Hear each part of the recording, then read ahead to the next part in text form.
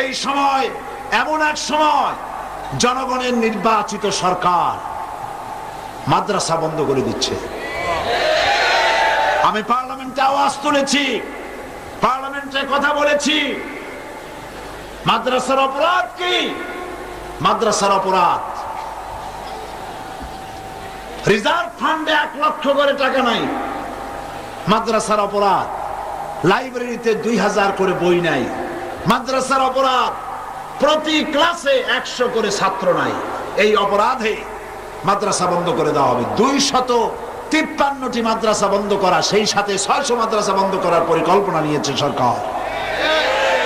আমি পার্লামেন্টে আমার বক্তব্য রেকর্ড হয়ে আছে। আমি পার্লামেন্টে বলেছি, যে অপরাধে মাদ্রাসা বন্ধ করা হচ্ছে, এই অপরাধে দেশের কয়টা কলেজ বন্ধ করা হয়েছে? বাংলাদেশের কলেজ হাই স্কুলগুলিতে প্রতি ক্লাসে 100 করে ছাত্র আছে? প্রতি স্কুল কলেজ গুলিতে তাদের রিজার্ভ ফান্ডে 1 লক্ষ করে টাকা আছে, 2000 করে বই আছে। তাহলে স্কুল কলেজ বন্ধ করা হচ্ছে না, মাদ্রাসাগুলি বন্ধ করা হচ্ছে কেন? কি কারণে? তার কারণ হচ্ছে মাদ্রাসায় তৈরি হয় আলেম। কারা তৈরি হয়? এই আলেমরাই হলো বড় বাধা। পার্লামেন্টে আমি হলাম তাদের গলার কাটা, সহ্য করতে পারে না। মদের বিরুদ্ধে আমি যখন বলেছি, মূর্তির বিরুদ্ধে, মদের বিরুদ্ধে যখন কোরআন হাদিস দিয়ে যখন কথা বলেছি, স্পিকার আমাকে বলেছেন, আপনি তো পার্লামেন্টে ওয়াজ শুরু করেছেন। আমি বলেছি, ওয়াজ তো এখানেই করতে হবে, কারণ আপনারা তো ওয়াজ শুনতে যান না। আজ দেশে মাদ্রাসা বন্ধ তারা করছে, কারণ মূর্তির বিরোধিতা কারা করে? আলেমরা। কারা করে? আলেমরা করে। মূর্তি বানানো হচ্ছে চতুর্দিকে, তার সামনে ফুল দেওয়া হচ্ছে। গতকাল না পরশু কবে বলেছি, মূর্তি নির্মাণ করা হচ্ছে, সরকারি টাকা দিয়ে মূর্তি নির্মাণ করা হচ্ছে। শুধু তাই নয়, মাদ্রাসা বন্ধের মারাত্মক ষড়যন্ত্রে চট্টগ্রামেরও 2টো মাদ্রাসা বন্ধ করা হয়েছে, হয় নাই? 17টা। চট্টগ্রামের 17টি মাদ্রাসার মধ্যে গারাঙ্গিয়া আছে না? সাতকানিয়া, বাঁশখালী, গারাঙ্গিয়া, এইসব মাদ্রাসা বন্ধ করা হচ্ছে। এই মাদ্রাসা নাকি ভুয়া। এই মাদ্রাসাগুলি, গারাঙ্গিয়া মাদ্রাসা ভুয়া। গারাঙ্গিয়া মাদ্রাসা যদি ভুয়া হয়, তাহলে বর্তমান সরকার বড় ভুয়া।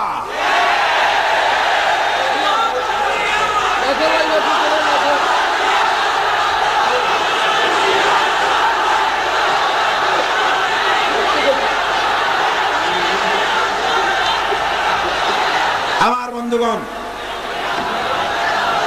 এখানেই শেষ নয়, এখানেই শেষ নয়। কাদিয়ানীদেরকে সরকার পক্ষ অবলম্বন করছে, তাদেরকে পুনর্বাসিত করছে।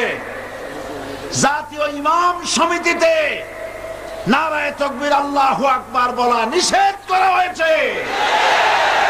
এর চাইতে মারাত্মক অপরাধ আর কি হতে পারে?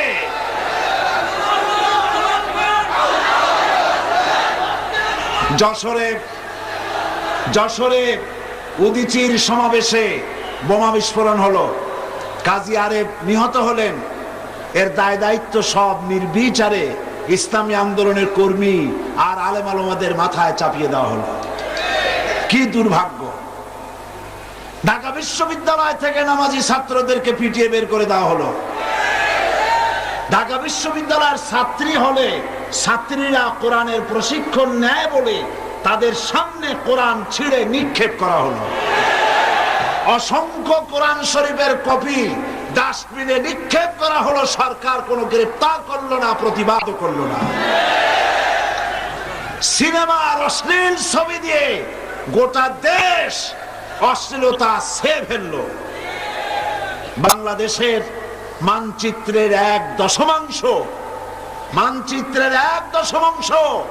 পার্বত্য চট্টগ্রামকে ভারতের হাতে বিনামূল্যে তুলে দিল। এই সরকার দেশ বিরোধী, ইমান বিরোধী, ইসলাম বিরোধী যে কার্যকলাপ করছে, এর বিরুদ্ধে গোটা মুসলিম জনতাকে রুখে দাঁড়াবার আহ্বান জানাই।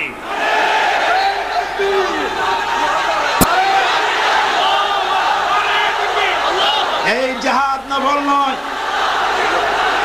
ভালো করে শুনুন, ভালো করে শুনুন, এই জিহাদ নফল নয়, এই জিহাদ সুন্নত নয়। দেশ বাঁচানো, ঈমান বাঁচানোর এই জিহাদের শরীক হওয়া প্রত্যেকটি মুসলমান নরনারীর জন্য ফরজ হয়ে গিয়েছে।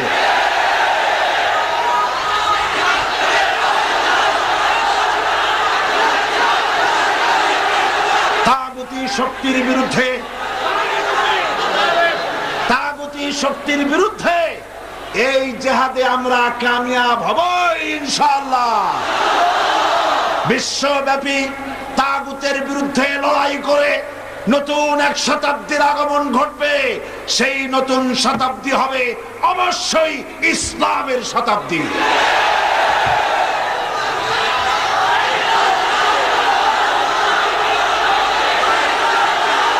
আপনারা জানেন,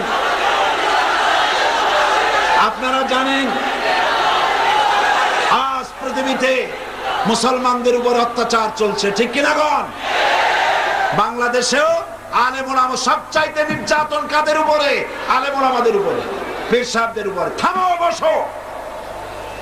আমি আজকে আইবিএসবি, ডিএফআই, এনএসআই, আর্মি ইন্টেলিজেন্স, গোয়েন্দা বিভাগকে বলতে চাই, আপনারা সরকারকে লিখুন, এই বাংলাদেশে যদি সরকার আর কোন একজন আলেমকে গ্রেফতার করে, যদি আলেমদেরকে পুলিশ রিমান্ডে নিয়ে নির্যাতন করা হয়, গোটা বাংলাদেশকে আগুন দিয়ে পুড়িয়ে দেওয়া হবে।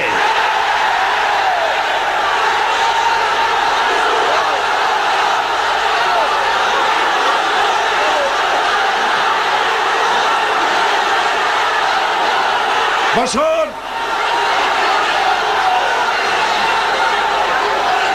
বসুন। ওলামাদের উপরে নির্যাতন আপনারা সহ্য করবেন? আলেমদের সাথে বেয়াদবি করো না। সরকারকে বলছি, আলেমদের সাথে, মাদ্রাসার সাথে বেয়াদবি করো না। যদি বেয়াদবি করো, কোরআন শরীফ যেভাবে ডাস্টবিনে ফেলেছো, আল্লাহ তোমাকেও ডাস্টবিনে নিক্ষেপ করবে।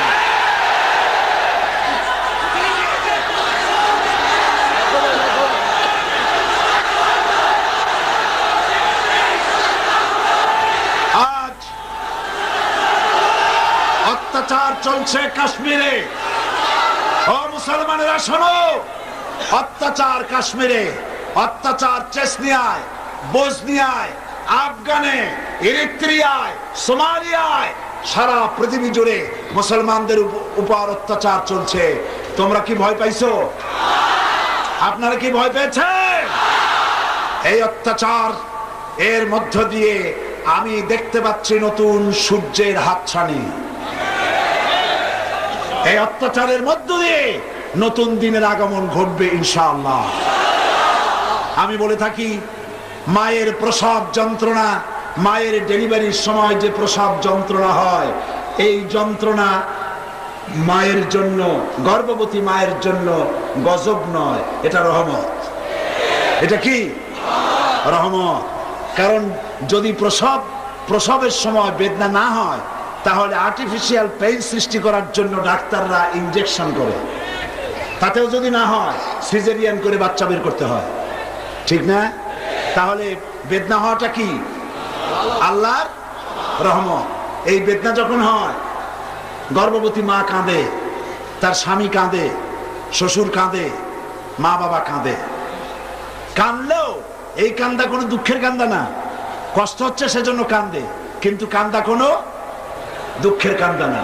মনের মধ্যে একটা আনন্দ থাকে, আমার বৌমার, আমার স্ত্রীর, আমার বোনের, আমার মেয়ের যে কষ্ট হচ্ছে, এই কষ্টের মধ্য দিয়ে এক ফালি চাঁদের হাসি আমরা উপহার পাবো, একটা বাচ্চা উপহার পাবো। সুতরাং আজ পৃথিবীর কুমুরি শক্তির অত্যাচারে পৃথিবীর প্রসব যন্ত্রণা শুরু হয়েছে। পৃথিবীর এই প্রসব যন্ত্রণার মধ্য দিয়ে আগামী 31শে ডিসেম্বর রাত 12টা 1 পর যে নতুন দিনের উদয় হবে, 1 জানুয়ারি সকাল বেলায় যে সূর্য দিতে হবে, সেই সূর্য ধর্ম নিরপেক্ষতাবাদের জন্য নয়, সেটা সমাজতন্ত্রের জন্য নয়, জাতীয়তাবাদের জন্য নয়, নাস্তিকের জন্য নয়, মুরতাদের জন্য নয়। সেই সূর্যোদয় হবে আল্লাহর